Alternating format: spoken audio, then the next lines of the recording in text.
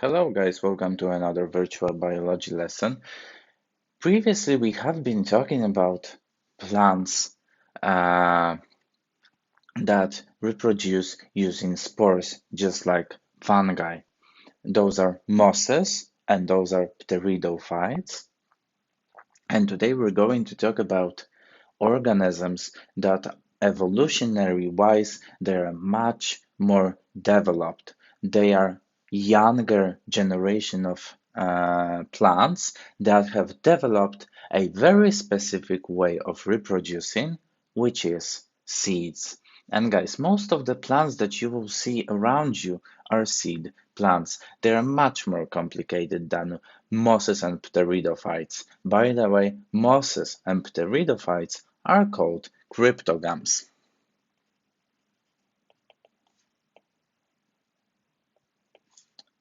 Czyli rośliny zarodnikowe,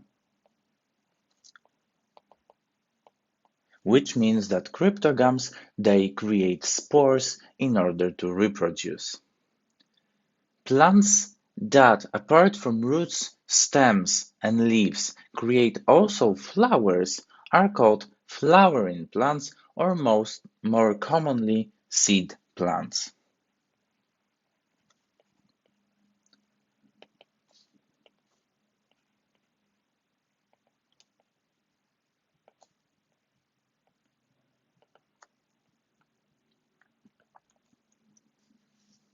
And there are two types of seed plants: gymnosperms and angiosperms.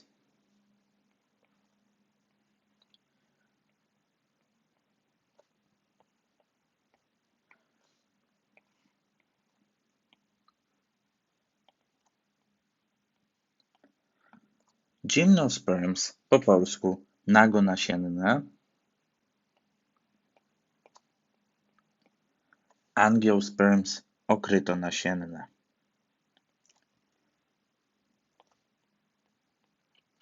And today we are going to talk about gymnosperms.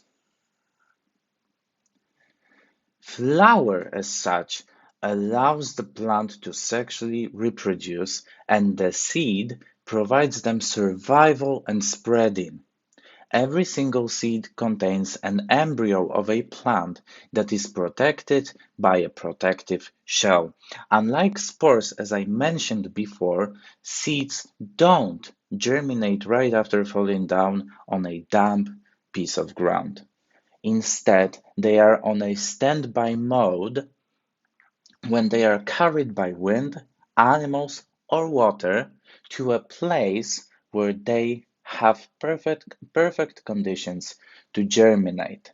So they are able to wait a little bit for better conditions around to germinate. And guys, gymnosperms, nagonasienne, are usually trees, rarely shrubs. Most of them are coniferous, which means that they have leaves in form of needles.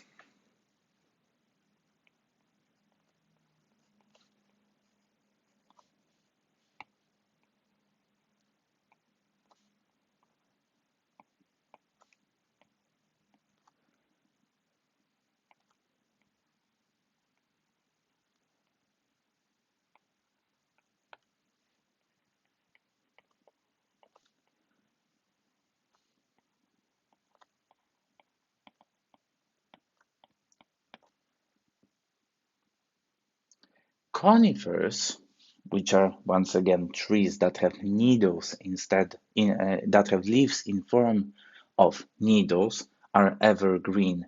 That means that they are green all year long.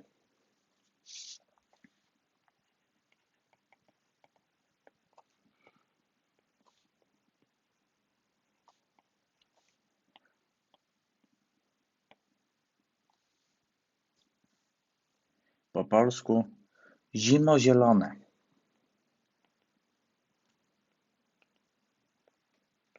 Which means that they don't drop their leaves for winter.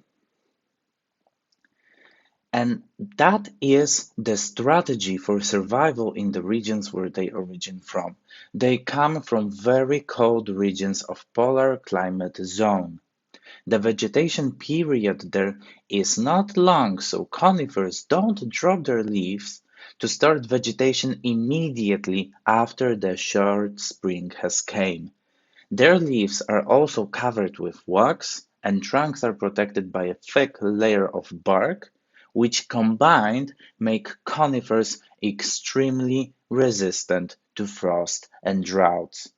Droughts are a common occurrence in the polar region because when temperatures drop below 0 degrees Celsius, the water just freezes and becomes unavailable for plants to take out from the soil.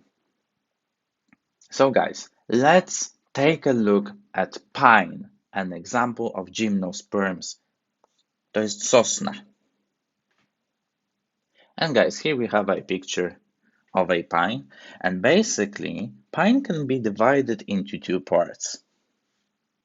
This part here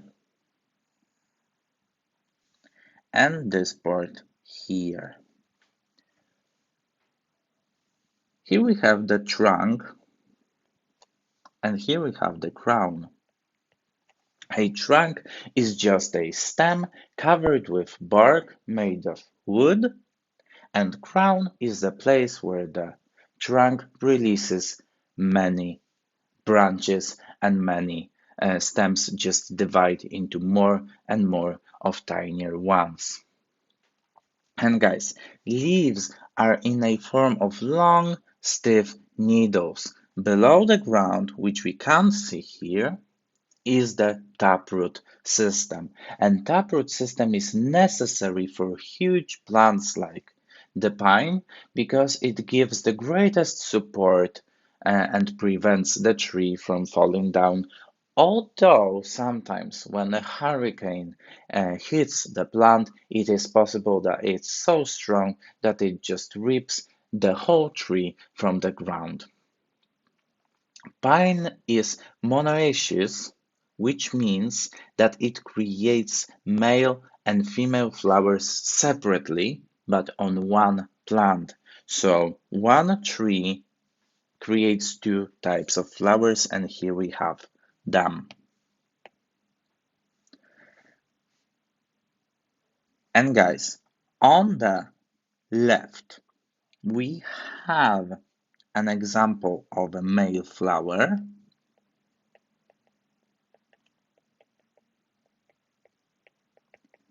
And on the right, we have an example of two female flowers.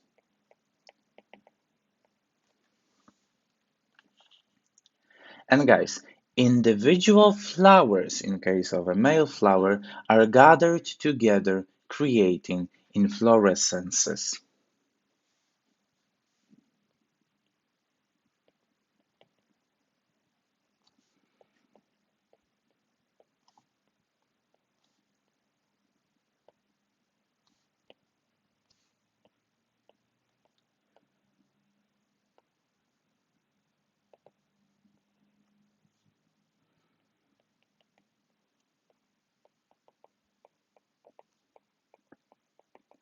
Po polsku to są kwiatostany. An inflorescence is basically a bunch of separate flowers together, and we can see it here. 1, 2, 3, 4, 5, 6, 7, 8, and so on and so on, and they are gathered together. Over time, female flowers that we have here, they will turn into a cone containing seeds. Cone is protecting the seeds, and over time it opens and releases them. By the time it has opened, the cone is able to travel a long distance carried by wind, by animals, or by water. So basically, it provides the plant a huge spread on a huge area. And guys, they reproduce using wind. Male flowers secrete pollen, which we can see in the spring in a form of that yellow dust covering pretty much everything. And pollen are reproductive cells equipped with genetic material. It's carried by wind and caught from air by female flowers containing embryos. So guys, we have pollen. This flower is releasing pollen, lots of tiny yellow dust, and wind is carrying the pollen right to the female flowers. Once the pollen connects with the female flower, the fertilization occurs, zapłodnienie, and then the female flower is ready to transform into a cone filled with seeds. A mature cone will open and release the seeds. And guys, let's talk about the significance of this group of plants because they are pretty important for our environments.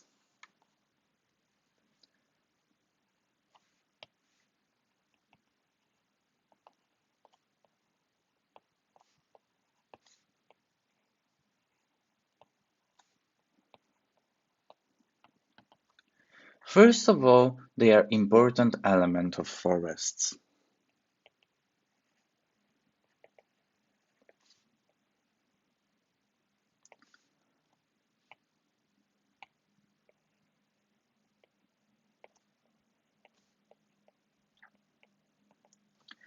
There are also some species, especially pine, they are called.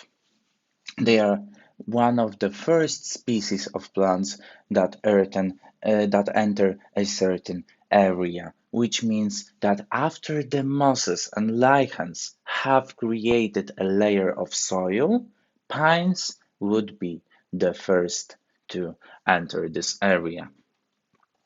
As all plants, they capture carbon dioxide and release a gas that is necessary for us to survive, which is the oxygen. This all happens, I'm reminding once again, in the process of photosynthesis.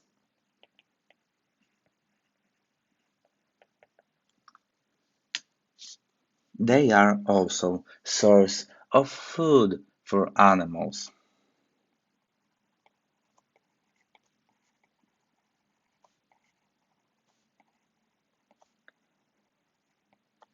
Animals either feed on their cones, on their seeds, or on their bark. Rarely on their leaves, actually, because the leaves are well protected. They are not as nutritious as the leaves of deciduous plants. So mostly it's about their seeds and their bark. But undoubtedly, they create a shelter for animals.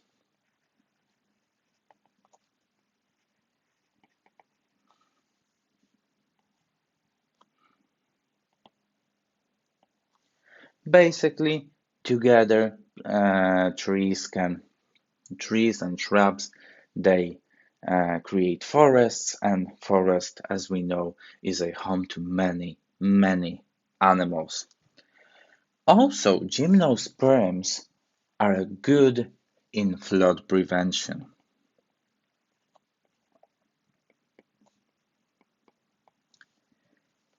A pine or a fir or a spruce, they require lots of water, which means that when we have a situation where we have too much water in the basin, they will basically suck it out from the ground, and they will either keep it in their leaves and their trunks and their stems, or they will evaporate it through their leaves. We humans also benefit from them because we can use wood. It's a source of wood.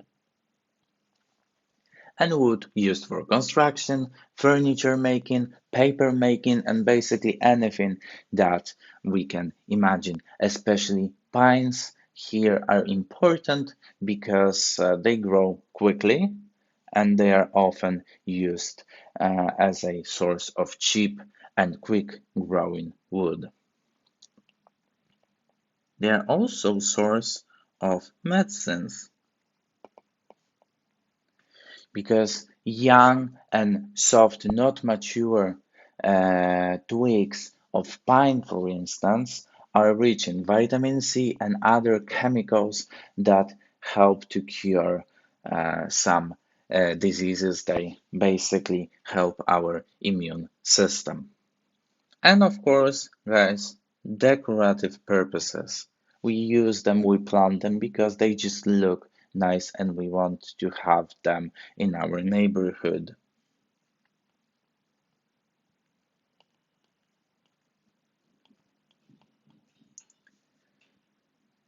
Okay, guys, so basically, this is it. What is really important for you to know is what seed plants are, what gymnosperms are. So basically, once again, gymnosperms are the seed plants that create cones. Basically, their seeds are protected only by a stiff shell of a cone. This is also important that most of them are trees, rarely there are shrubs, and most of them are coniferous. So if you ever see a coniferous tree or a shrub, you might be sure that this is a gymnosperm. And the fact that conifers are usually evergreen, that means that they don't drop their leaves for winter. But there is one exception. There is one species that drops its needles for winter, and this is larch. And guys, please remember that it's the wind that helps to fertilize the flowers. Because the pollen is being carried by wind, no insects are needed to fertilize those plants. And guys, I want you to be able to tell at least a few examples of significance of gymnosperms. Guys, this is it for today. Please go to your assignment, which I have posted in the assignment section. That is really important. And thanks for your attention.